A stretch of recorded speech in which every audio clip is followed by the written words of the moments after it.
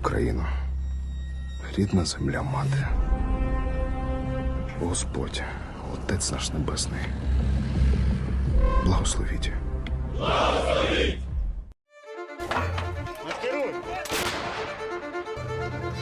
The threat of death and destruction is so close when you're just 30 kilometers from the Russian border. Ukrainian forces reclaim this region in the northeast, but there's no trophy, just a ravaged landscape, a constant reminder the Russians could return. 9 months into the Russian invasion, Ukrainian soldiers know what they need to quickly get in and out of hot zones. In the early months of the war, the equipment wasn't great. Pickup trucks, SUVs, and eventually captured Russian tanks. But now they have a much better option, a new high-tech armored vehicle named the Senator, which passes the only test that matters here. Don't know any cases when someone from my friends or Ukrainian soldiers was killed in this car, so it means that it is provide high quality protection for soldiers. You might be surprised to learn where the Senator was not only designed, but built in a nondescript building in a manufacturing neighborhood near Toronto's Pearson Airport.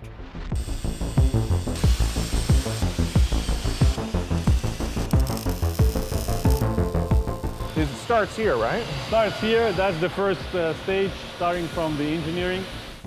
The company is called Roshel, the brainchild and given name of Roman Shimonov. He started the company 6 years ago, growing it to the point where they're now opening another facility to meet demand. And they've done it by relying on few outside vendors. They start with the stripped-down frame of a Ford F-550 and then build it up from there. It's important to say that the percentage of the Canadian content in our vehicle is higher than any other vehicle. And the whole process that we're doing here, including the engineering, the R&D, the metal fabrication, milling, machining, turning, sewing, painting, sandblasting, everything is done here in-house. Extraordinary for any Canadian company, particularly so during a supply chain crisis. But that has allowed Roshel to increase production tenfold in the last year alone. So here you can see the vehicles in different stages.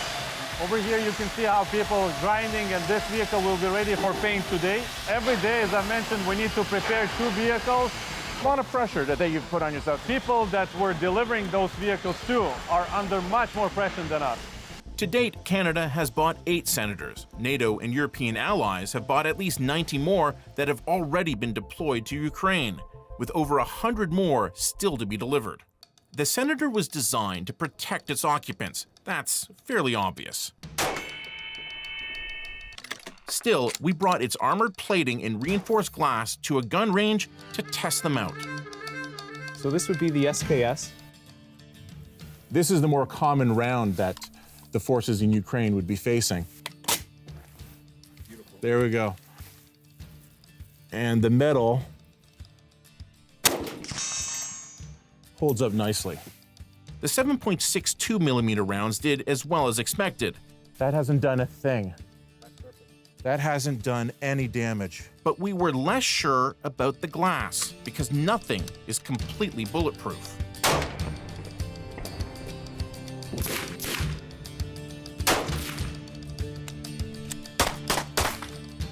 So the 223, the SKS, and the handgun doesn't look like it went through, and it didn't. All it did was spiderweb and shatter. The glass did its job really well. Yeah, that's actually smooth. You're not even gonna get a glass shard from that. Shimonov is constantly taking input from the Ukrainian military, refining the engineering and design down to the smallest detail to improve the Senator's performance in a war zone. It's an intimidating vehicle. Was it designed that way? I guess so. You don't want your vehicle to look like a vehicle for clowns. You want an intimidating vehicle, right? But it's not just about the metal. Another vital aspect for Ukrainians, technology that allows the soldiers inside the vehicle to identify the direction and caliber of bullets being fired at them. There's something empowering about driving this. You know what I mean? Absolutely. It's empowering even more when you have an armored vehicle in a danger zone. Soldiers, they get an armored vehicle. Imagine what it does for them. They aren't designed to be combat vehicles, but the Ukrainian military uses Senators for everything, from medical evacuations and prisoner swaps to shock assaults. And they have been hit. Just moments after Russian missiles landed a meter away, this video shows the senator's ballistic glass and steel held up. The Ukrainian military reported no injuries. That sort of feedback has prompted Ukrainian President Volodymyr Zelensky to ask Canada for more armored vehicles. Canada does have some capability in this area. Ottawa also bought 39 light armored vehicles made in London, Ontario by military defense giant General Dynamics. Those are en route to Ukraine. Meanwhile, Roshel can make and deliver a senator to the Ukraine military in a month. It's enough for Defense Minister Anita Anand to suggest Canada is perfectly positioned to be a major player. I've asked my colleagues across the NATO alliance to think about Canada as a leader in this area, because what we are providing to Ukraine are brand new vehicles, fresh off the line, to make sure that Ukraine has best-in-class technology. If Canada wants to help Ukraine on the scale it's asking for, the industry needs a lot more support, says procurement expert David Perry. Ukrainians are basically looking to get their hands on as absolute much equipment as they can. There's definitely the potential here, but if you were to assume that that was, say, several thousand vehicles, I don't think that there's many company in the world that can basically just snap their fingers and start tooling out that number of vehicles in only a few months' time. But Roshel isn't waiting for the government to step in. They're projecting to make another 1,000 armored vehicles in 2023. And to do that, the company has a secret weapon. You can see a lot of Ukrainian refugees. This section of the Roshel plant is what makes the operation unique. When Shimonov needed experienced welders, he tapped into his Ukrainian connections to find employees who desperately wanted to contribute to the war effort.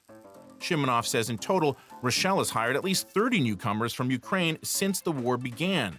And that number keeps growing.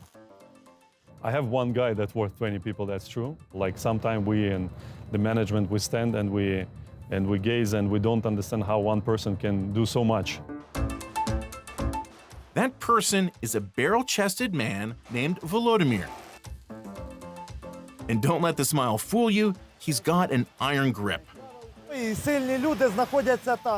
But he says that truly strong people are the warriors, the heroes. They are fighting and defending the homeland. We're helping as much as we can, but we're not as strong as they are. Shimonov has personal motivation to help as much as he can too. His wife is Ukrainian, and he's also an immigrant. He grew up in Israel, and like all Israelis, served in the military. And then a decade ago, he sought a fresh start in the West. Canada, he says, was an easy choice. And that's no question, no doubt that Canada is one of the best places to raise your kids and to run a business. The extremely focused Shimonov had his first big success in the armored car industry. Far too many robberies of cash transporting vehicles are inside jobs, so he developed technology that removes control from any one person.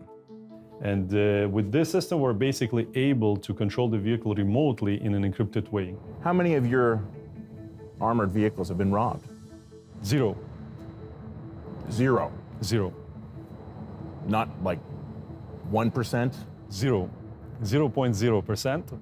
None of our vehicles were robbed. Cash transport giant Gardaworld has bought hundreds of Roshel armored vehicles since 2020, with plans to eventually replace its entire North American fleet. If the success of its armored cash cars is Roshel's lifeblood, the Senator has become its heart. When you see the occupied city and you see all of the people are coming from the buildings and they put the Ukrainian flag and you see that those soldiers are standing on your vehicle, that's something that, it's way beyond just making money. And that's saying something, given that last year, Roshel topped more than $100 million in revenue in only its fifth year. Among their clients, NASA, the U.S. State Department, various security agencies in the U.S., and Western allies. Shimonov insists Roshel doesn't sell to individuals or rogue nations. As Roshel churns out senators at breakneck pace, the sound of this Canadian production line